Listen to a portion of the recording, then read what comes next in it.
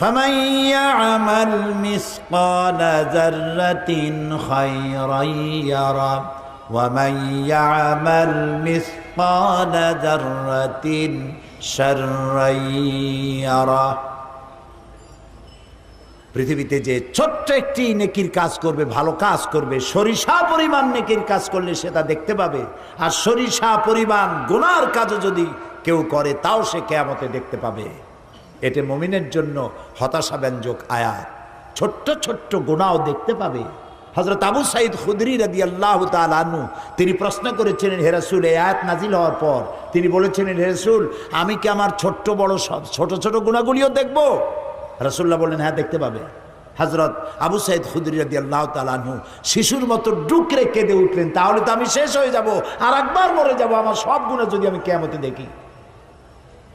Hazrat Omar কাঁদতেছিলেন।